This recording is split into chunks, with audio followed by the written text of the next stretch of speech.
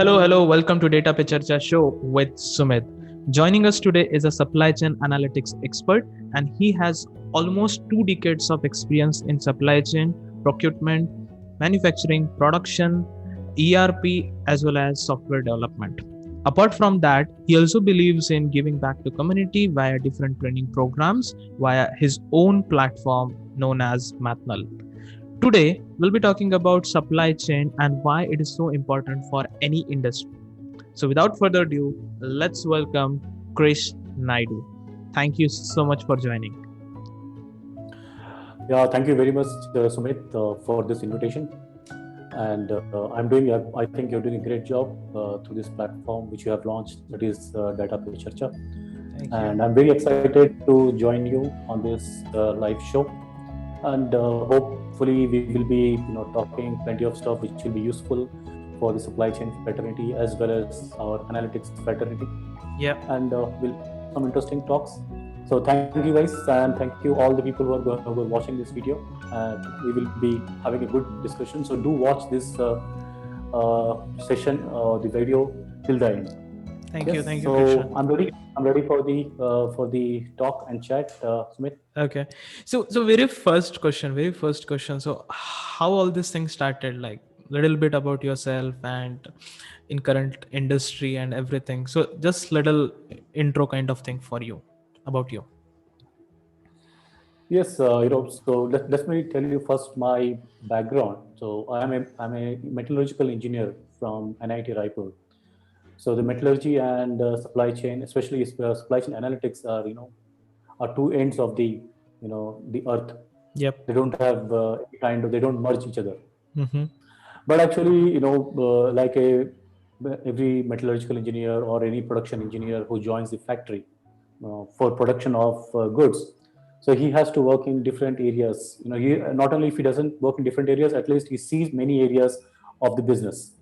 So Mm-hmm. I was working in production area, but I was watching different areas of the business like procurement, inventory management, logistics, packing, production planning, inventory planning, supply chain planning, supply planning, forecasting. So many stuff I was watching, being a production engineer. So, and that actually excited me to actually move from production to a bigger area of supply chain. So production is a part of supply chain. So I wanted to move a bigger area of supply chain. So that actually, it took me 4 years to move from production to supply chain. Okay. Then after coming to supply chain, I came to know that supply chain is only a part of supply chain, because there are many areas in supply chain like product development. Talk about software product development. We're using softwares, but as a user and as a developer, there are there are two different lines. So you want to know what is going into the software. As a Mm-hmm. user, you're just only you're using the product, Mm-hmm. but as a developer, you will be knowing what is going into the product. So I got excited to come into the computing side, because if you talk about any ERP product or any software product, the crux is the computing part, how the computations happens inside Mm-hmm. the software.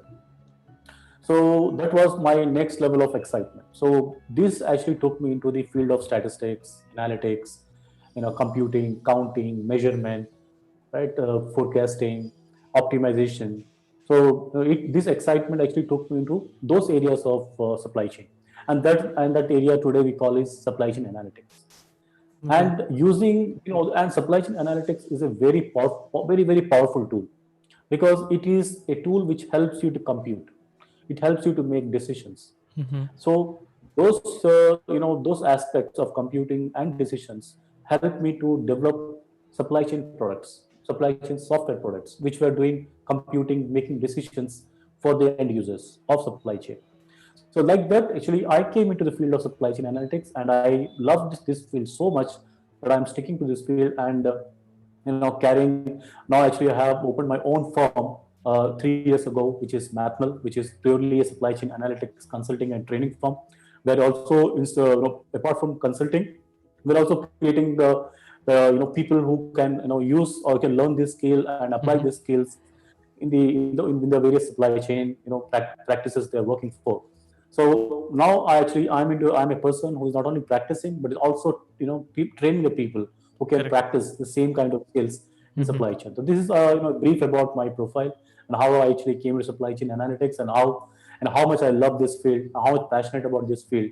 So this is what actually describes about myself. Yeah, because I've been following you on your YouTube channel as well, and the way you share all those knowledge with the folks, that's really amazing. And that's where I was like, I wanted to get this guy on my channel, because supply chain, again, it is very important to understand what exactly that supply chain means. And getting into my second question here, and this question is coming straight away from my friends who wanted to understand what is that key difference between supply chain management or supply chain versus supply chain analytics, because there is a dotted thin difference between it, but again, what exactly that means to you? Yes, I think this is a very interesting question.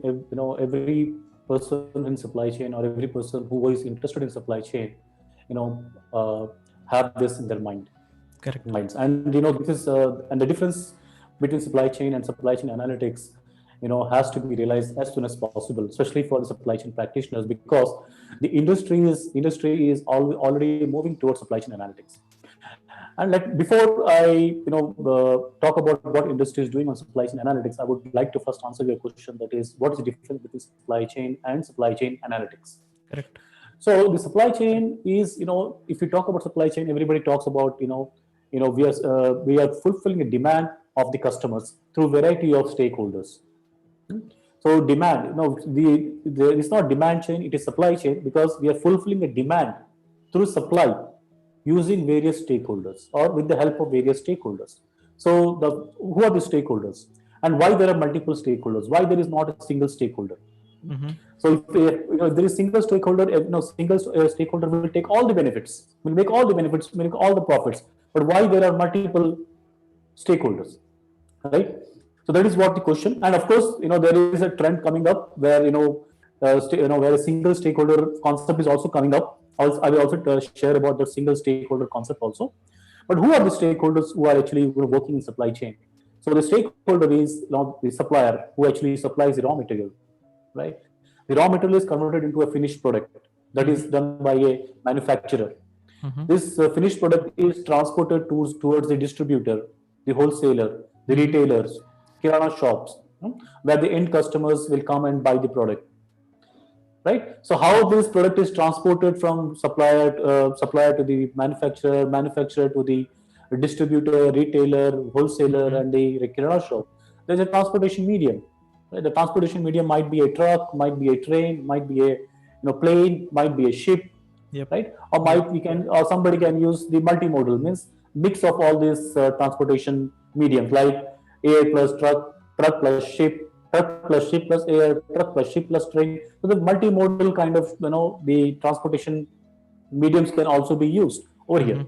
So this is the stakeholder. These are various stakeholders who are actually coming into play to deliver the product to the customers. Yep. So nowadays, if you talk about the modern supply chain, there are a lot of e-commerce firms are also coming up. E-commerce firms who are actually giving the convenience to the customer to book the product from their homes, and also ensuring the delivery of the product without visiting the shops. Right, the delivery is coming to home, and ordering is also happening from the home. So that kind of a new supply chain is coming up, and already means it's already matured in India, especially. The e-commerce supply chain is very, very matured in India at present. So, many stakeholders are coming into this. So this is supply chain, where we are trying to convert a raw material into a product of value and delivering it to the customers, right? That is what about all supply chain is. But if you talk about, if I talk about single stakeholder, like, starting with 1PL, 2PL, 3PL, 4PL, 5PL, right? So 1PL is one party logistics, 2PL is two party logistics, 3PL is three party logistics. Here PL stands for party logistics, right? 4PL logistics. So what these 4PL, 5PL are doing is they're trying to integrate the multiple stakeholders. They're trying to provide the services by integrating the multiple stakeholders. They're trying to become one stakeholder, or they're trying to become an integrator of multiple stakeholders. So this is a new concept which is coming into supply chain. But if you talk about how to, make this happen efficiently, with high speed, with high accuracy, There where you have to bring on the data, the Into the mathematics, picture. Mm-hmm. the reasoning, the algorithms into picture. And this data, or you talk about data or mathematics or statistics or analytics or algorithms or reasoning, you have to combine all those together and create the evidence of success or failure of a strategy or a decision or a tactic. That is called supply chain analytics. Yeah. So supply chain analytics professional can make supply chain happen with high accuracy at faster pace with evidence of success or failure. So if I say evidence of success or failure, if I'm making a decision or a strategy or a tactic, whether this is going to be successful or a failure, that can be devised using by working on a data, by creating an experiment, pilot experiment. So I could know what is my probability of success, what is my probability of failure. If I want to create a supply chain where I want to generate a cost savings of 15%, it's not about supply chain. You're delivering a supply chain based upon certain key performance indicators or metrics. Like if I want to deliver a supply chain, I want to have a metric like I want to have a cost saving of 10%. I want to deliver my on time performance means whenever I get an order, out of 100 times, I want to make 98 times on time delivery in full. Right? So how can I make it on time delivery in full? I need to control the variables to get that achievement. I want to get a 10% cost savings. So how to make the cost savings of cost saving targets achieved at 10% to 15%? I need to control the variables. Which variables I should control to get the achievement of 15% or 10% to 15% cost savings? No, if I want to make a good quality rate, means I want to make my quality equal to 98% or 100%. How can I create a quality rate of 100%? How can I have ensure that my inventory is not more than required or not less than required?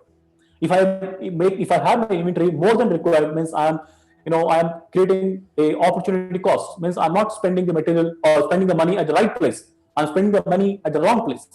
If my inventory is less than required, it means I'm going to lose the sales, because when the customer comes with an order to my shop or my firm, I should be having the inventory ready, or if I should be able to give the product at a minimal time. So if you want to achieve all those things, you need to control the variables. Variable means the parameters which actually help you to achieve some decision, and how to use those variables in a mathematical form, in a mathematical combination, right? That is what you work on the algorithms, and those algorithms and those mathematical equations which contains the variables will help you to achieve your supply chain targets. And that is called supply chain analytics. So if you talk about supply chain analytics professional and a supply chain professional, there's a difference. The difference is a supply chain professional will make decisions. Of course, he will make decisions, but his focus will be on execution. And those decisions which he will make, they will not mostly be data-based, evidence-based. Those will be intuition-based or experience-based, which some people will not take into account, because it requires a lot of trust on a person to trust his intuition. If there is the life cycle of an employee in any employee in a company is 2 years or 3 years maximum. So can somebody expect a person of having a 2 years experience, or let's say if I'm the owner of the company, can I trust a person whose life cycle is going to be 2 years, and I'm going to trust his decision? It's very less likely that those things can happen. Right? So what if you want to have that trust coming up from the owner or from the investor? We need to show them the database decisions. That is what a supply chain analytics is all about. So that is what a supply chain analytics professional actually can deliver, can produce, than supply chain professional. So a supply chain professional will make decisions. If you make decisions, that will be based upon intuition and the experience. And to trust that person, to trust that person on immediate basis is very less likely. But a person who's actually producing a decisions based upon data, mathematics, reasoning, algorithms, and coming up with an evidence, is very easy to trust that person. And the chances of success are higher if the person is using supply chain analytics based decisions rather than supply chain based decisions. Gotcha. So exactly. Yep. So Krishna, at this point, help me to understand again. One more thing is uh, supply chain altogether is a kind of very uncertain business. We never know what will happen tomorrow, right? For example, now we are facing this pandemic issue. um, there could be some holiday season, there could be some cyclicity season, all those things, right? Now we are also talking about using data as a tool for creating evidence which we can use for, let's say, production. Or it could be production of any items. Okay, there might be a possibility that in terms of performance we might get here and there, like we can overproduce or we can underproduce kind of things. Like, how do we ensure that our performance is up to the mark in this supply chain analytics? I'm sure, like See, any system, we won't achieve 100% of that accuracy, but how we can improve towards that? see, I will tell you one simple, a simple case study. Yep. I was encountering with some clients and their decision making process. Mm-hmm. I have noticed three important things over there. So first aspect is, or first observation is, they were very slow in decision making. I have seen to make one decision, Mm-hmm. they took 25 days to 30 days. One simple decision to make 25 to 30 days.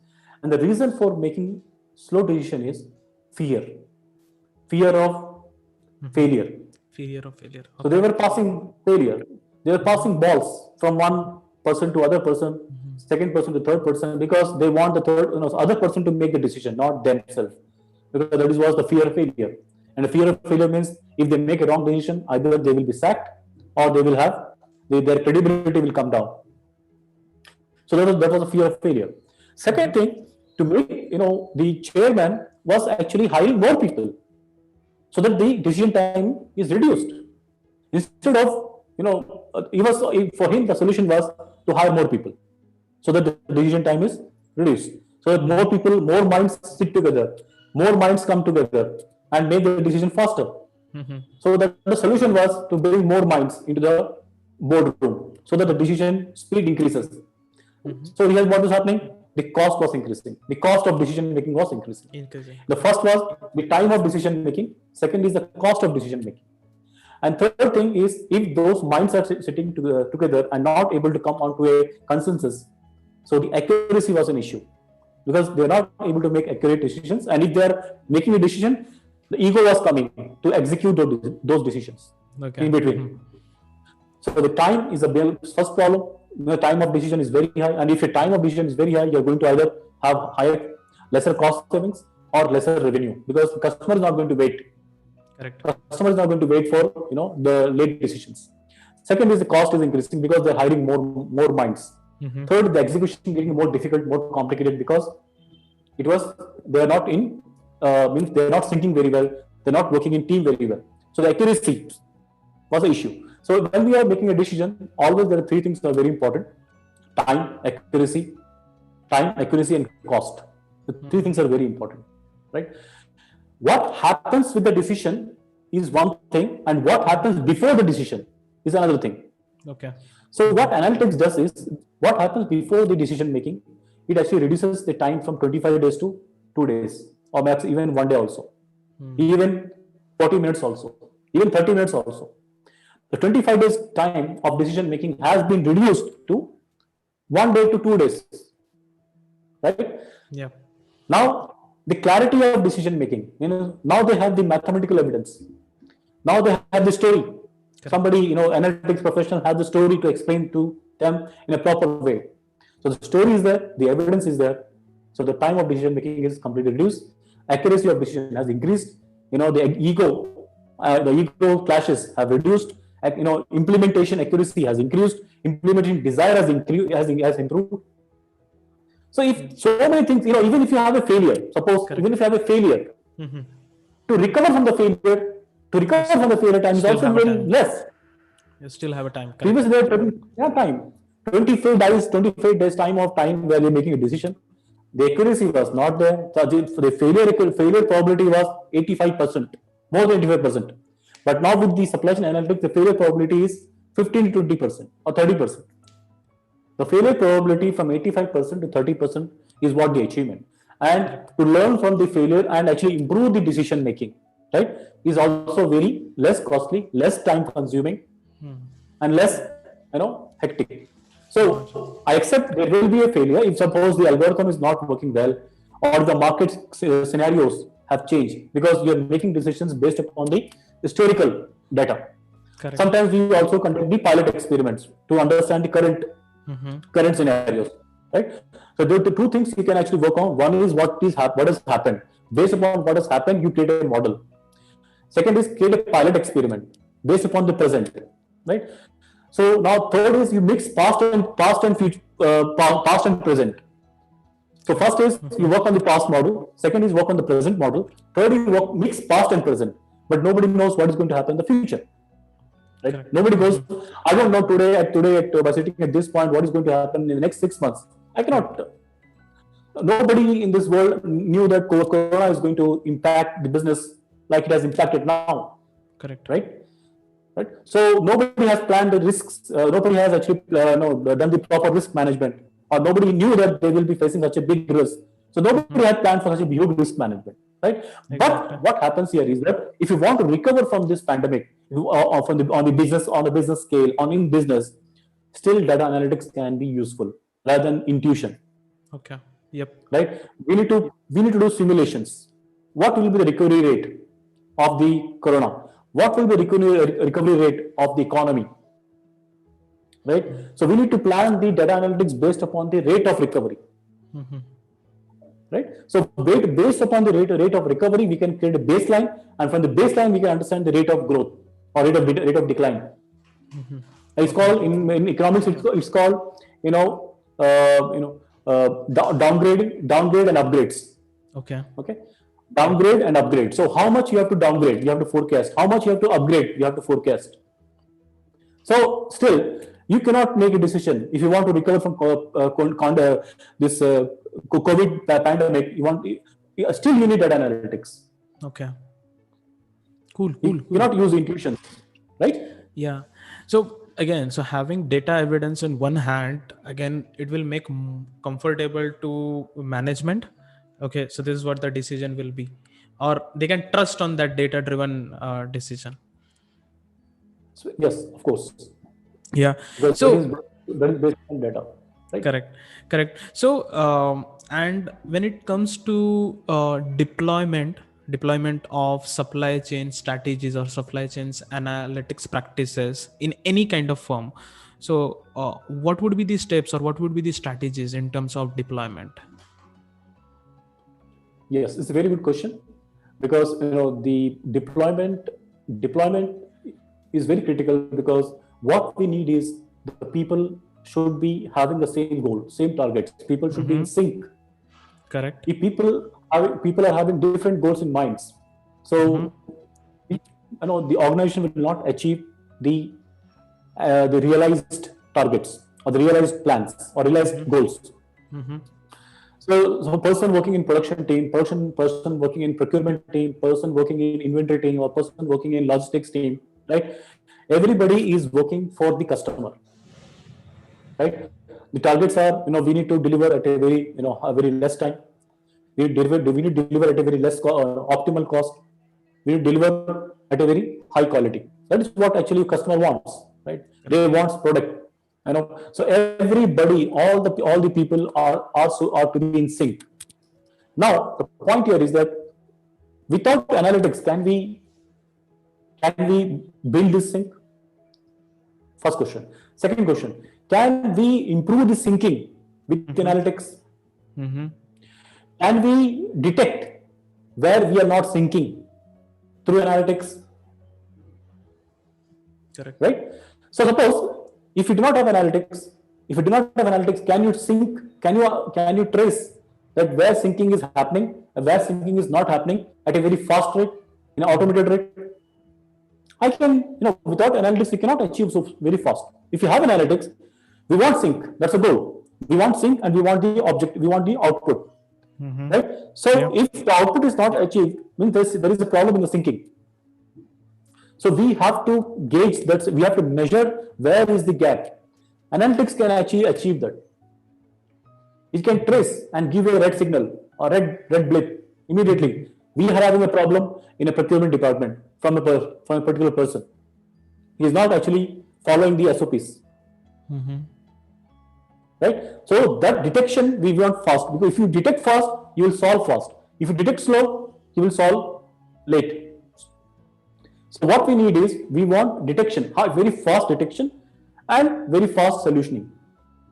So analytics can help you. Analytics can help that fast detection and fast solution. If you do not have analytics, that reconciliation process will take a lot of time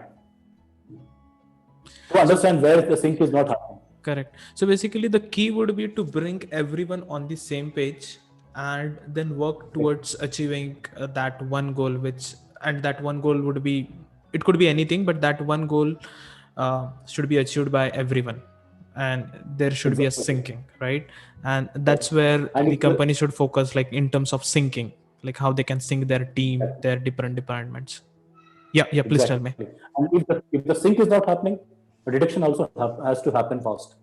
And we need to know where is the sync not happening. Is a problem with the understanding of the goals, is a problem is the understanding of the process, is a problem with the will, the lack of will from the person. Right? Is a problem with the lack of training with the person. Yep. Right? So we need to understand that. So immediately, what is important is create policies, create procedures, create a sync. But if sync is not happening, trace it immediately and fix that. If that happens, then only organization will achieve their goals. Correct. And we need to have right tools for that. It's not about always targeting person. It's not about always targeting a person's will or person's expertise or person's. It's about understanding.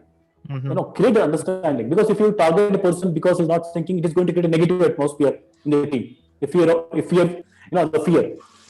The most important thing is, we should not cultivate fear in the organization. We should create understanding in the organization, and that is where the utility of analytics comes. Create an understanding.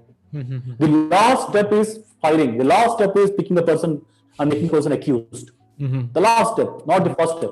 Correct. The person is really not able to not able to deliver after 4 and 5 different sessions. Then we can come into conclusion that person is responsible, and then we can talk about solutions, what to do with the person. But if you do not have analytics, the first effort is sack the person, abuse the person, victimize the person.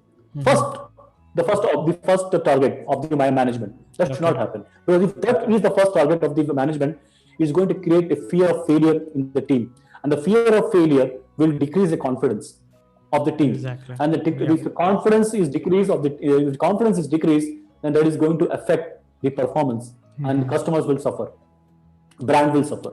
Correct. Right? That is where analytics has to come into picture.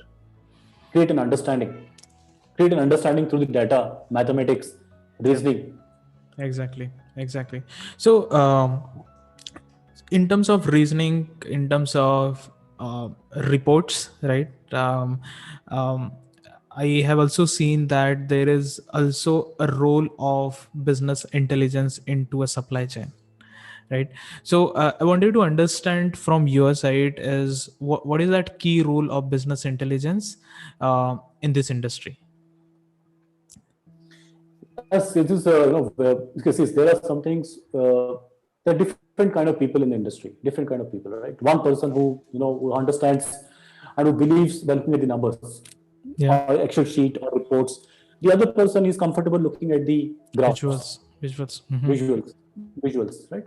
So the third person, looks both the graph as well as the visuals. Let's say there are three kind of people.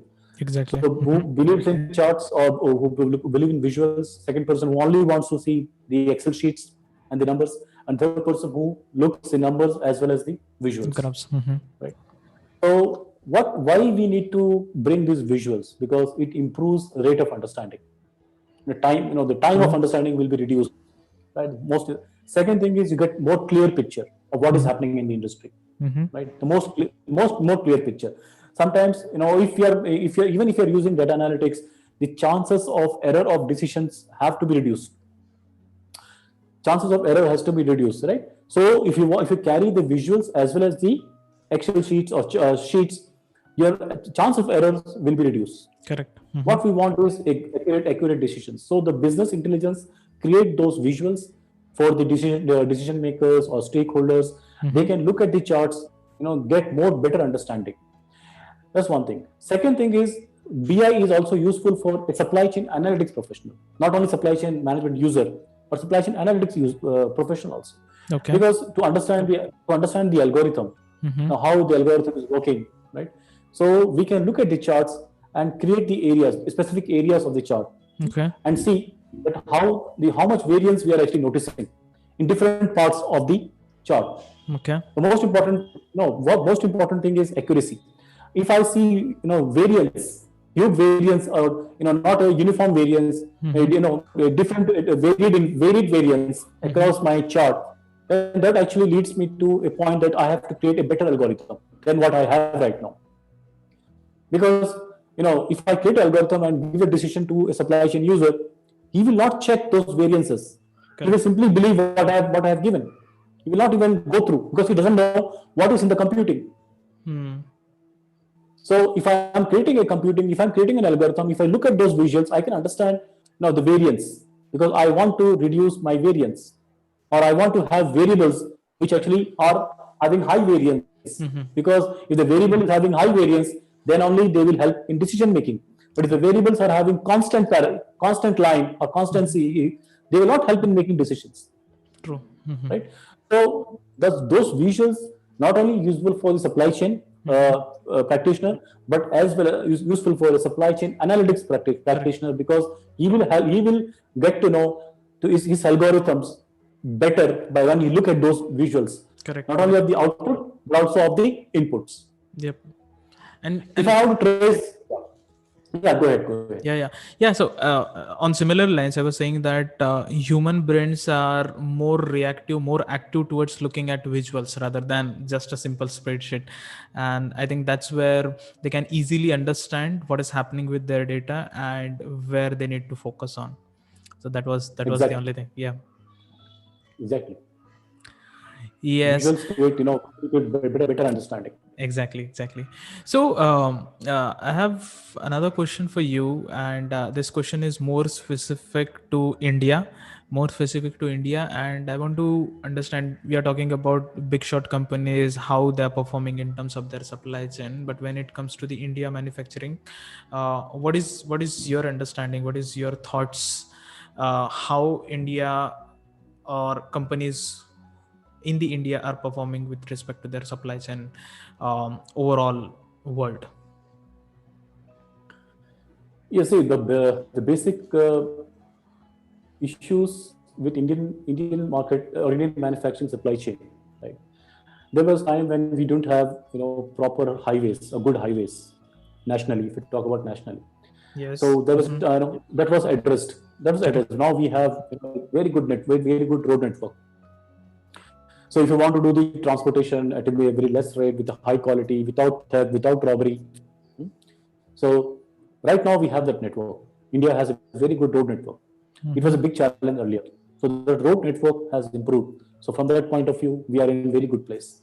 Okay. Second is the train network. The trains have the quality of trains, the speed of trains, security of trains has improved, miles and miles.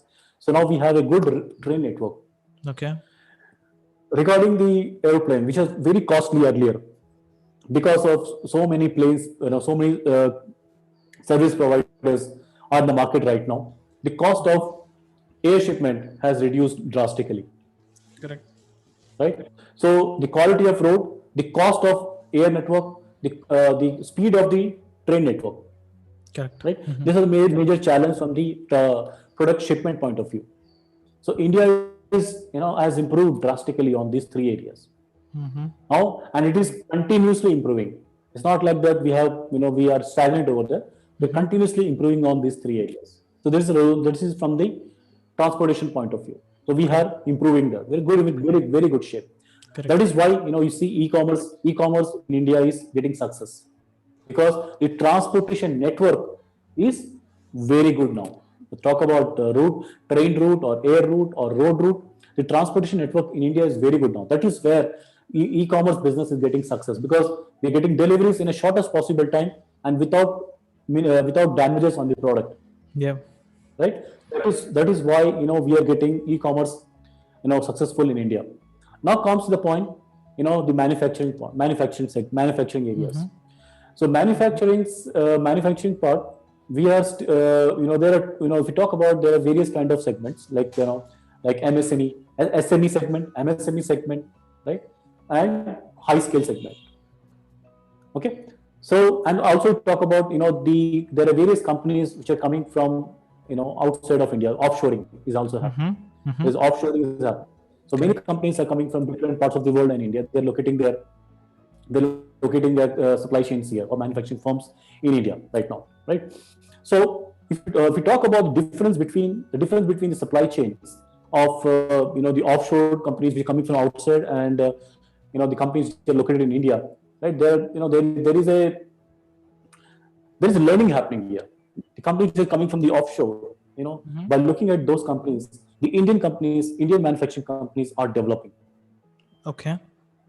So what is the development? The development is coming in the areas of mechatronics. Mechatronics means there is a combination of electronics and Mechanical.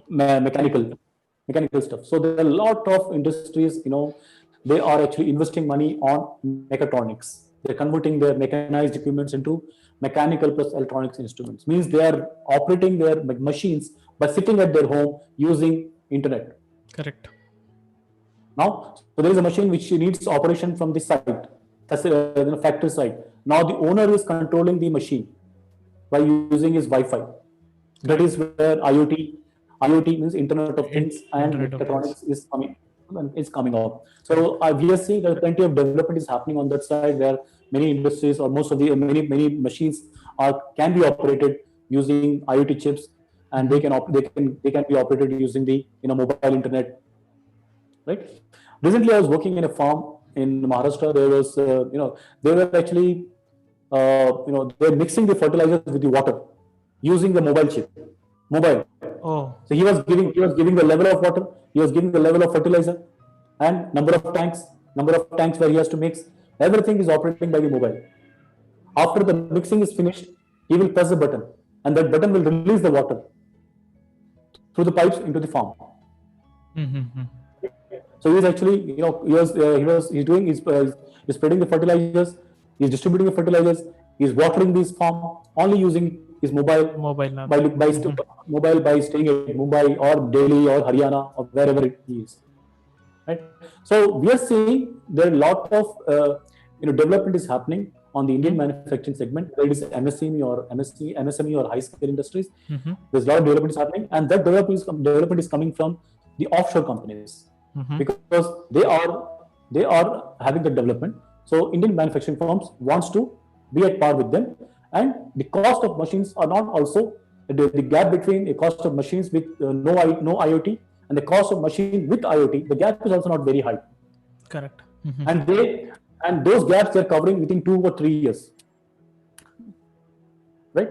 So those gaps they're covering within the investment which they're putting on buying an advanced machine. They're actually covering that investment within 2 or 3 years by hiring less people, by putting less energy on the machines. So whatever they are putting the money on the extra on those machines, they are recovering them. Correct. Mm-hmm. So the manufacturing side also we are seeing plenty of development happening there. Right. Third thing is skill development. A skill development of the people who are working on the sites. Right. So these days companies are putting good money on the training side. A lot of training they're putting, like Lean, Six Sigma, analytics, supply chain, operations management, right? 5S.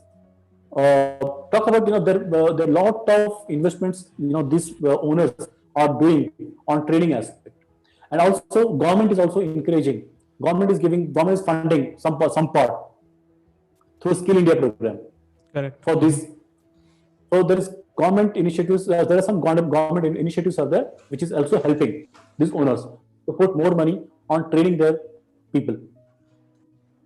Right. Yeah. The fourth part is the funding part.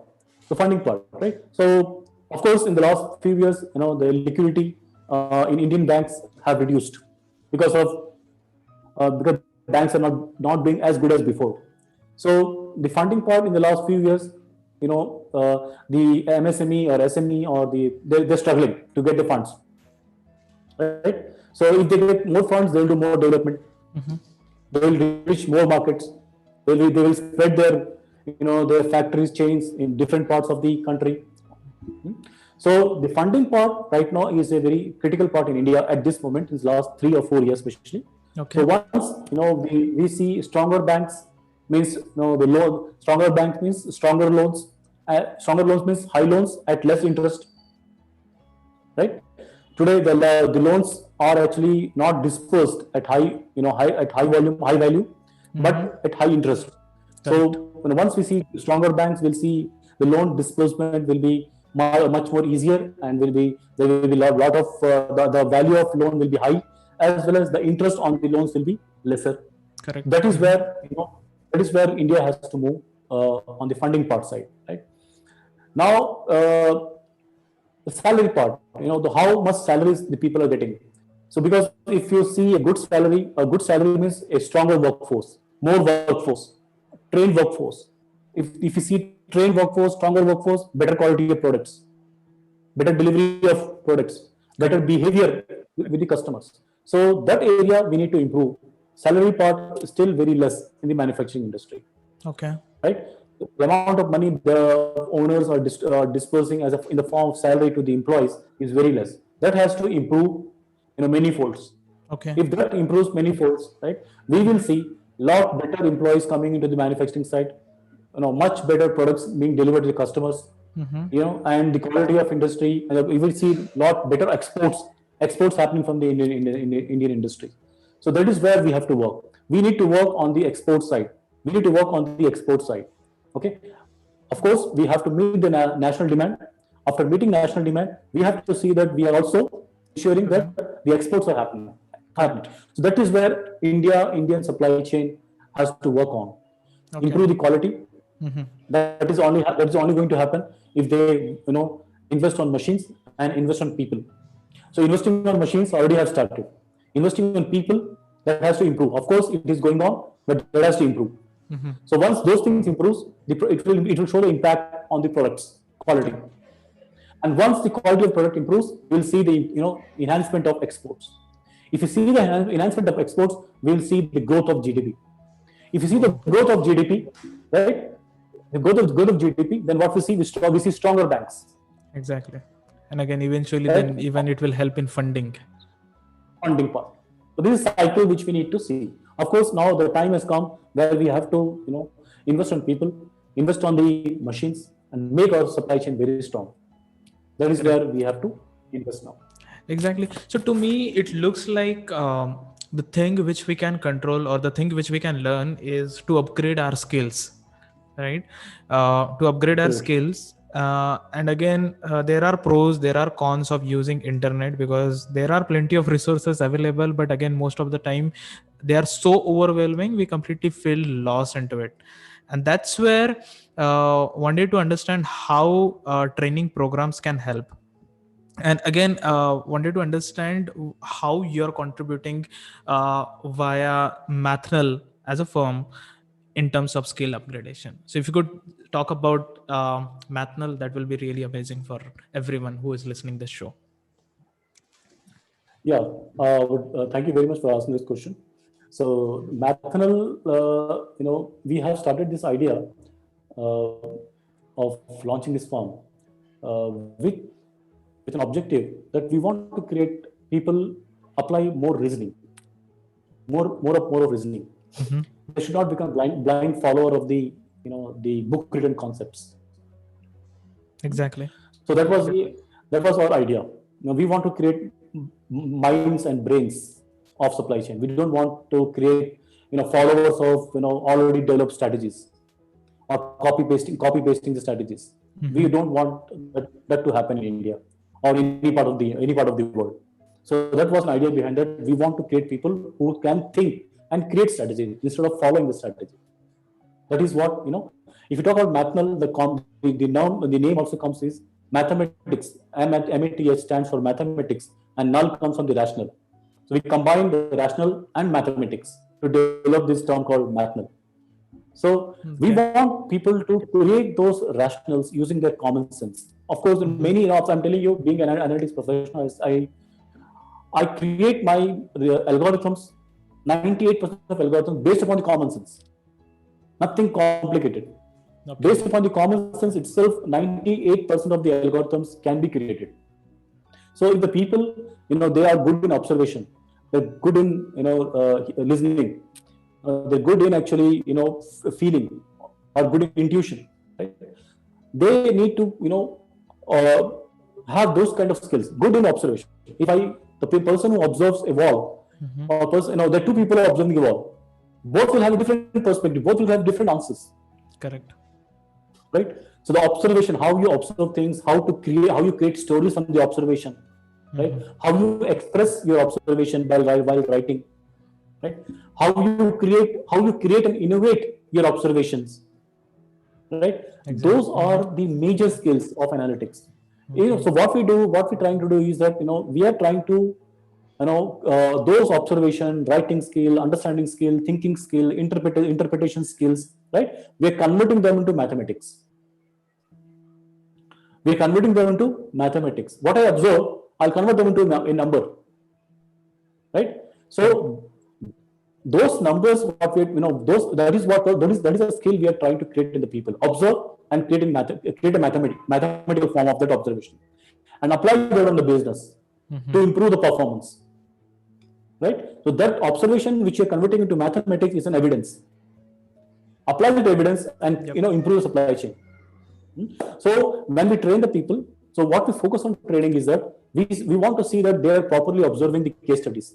They are creating theories out of or they are creating some kind of reasoning out of the case studies, and they're converting those case studies into mathematical forms, and they're creating an evidence out of that. They're interpreting the evidence.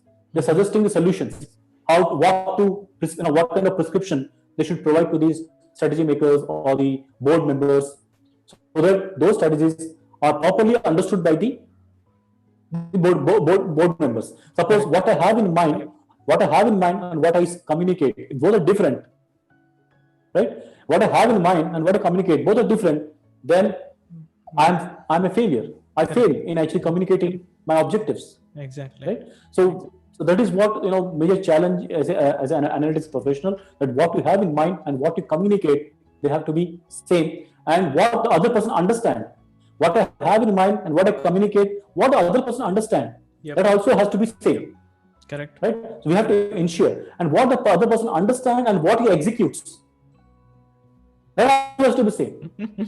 Yep. Right? Exactly. Yeah. So these are the challenges. So what we train people on these four aspects: what we have in the mind, create proper clarity, convert into mathematics, then express that to your board member. What you understand, make sure that what you understood is what you have in mind, and what he executes, is same as what you have in the mind. So this is journey of analytics, and we train on all those aspects. And specifically, of course, the objective is supply chain performance improvement. We want supply chain performance to be improved at a very fast rate, at a less cost, and at a higher accuracy. That is what we try to create the outcome on the people. We should be able to create a supply chain performance at a very fast rate, at a very high accuracy, at a very less cost. And of course, these things are only achieved when we have a good observation skills, when we are able to convert those observations into mathematical form, when we are able to convert those mathematical form into an evidence, when we are able to interpret that evidence in a proper way, so that we can provide a good suggestion. And those suggestions which we are providing should be in proper sync, like what you have in mind, what you have communicated, what the other person has understood, and what the other person is executing. Correct. That also has to be sync. That has to be ensured. Correct. Then only we get the performance.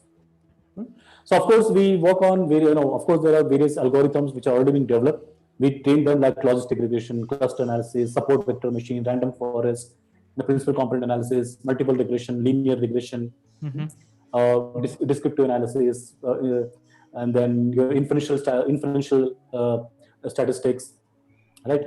And we also train people on how to work on Excel step by step, right? Completely all these algorithms, it's not only trained on a tool, but on Excel. But if people does in Wow. Excel, they understand everything step by step. But if So, they use a tool, mhm. they So use a tool, they don't know what is going in the tool. correct. So even non-coder or a non-programmer can also learn these things by using Excel. Correct. Exactly. This is what actually the advantage here is.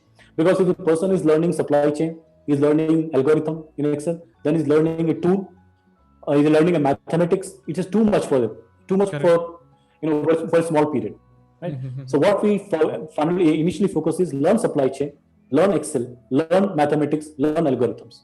If Correct. you learn all those things, programming is very easy. Exactly. So Gotcha. that is what we train.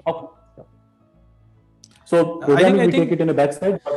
I think in terms of format, what I've understood is you're not just focusing on one aspect of analytics, but the end-to-end goal of that supply chain analytics. So, like, what is my observation and how I'm communicating it to a stakeholder, and also how he's understanding it, and at the same time, the one who is going to take action on it, how that action is going to impact or how well that is sync with my observation, uh, and understanding all those four pillars of supply chain is, I think, really important.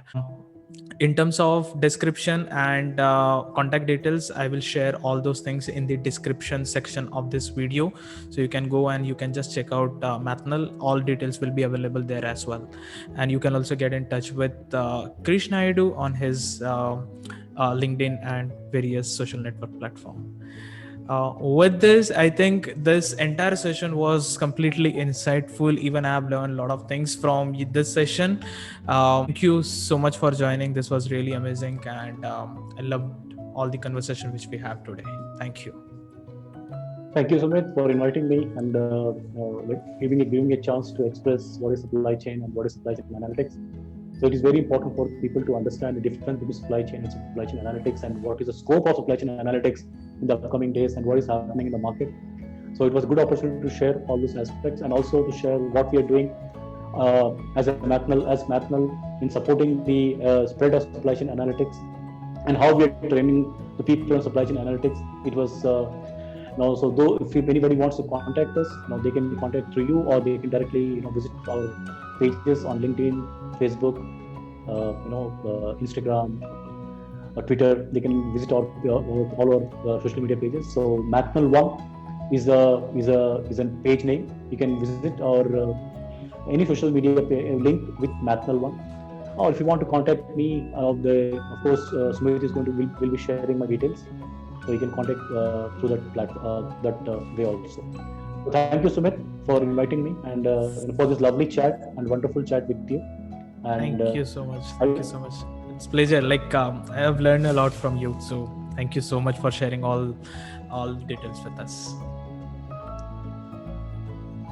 Okay.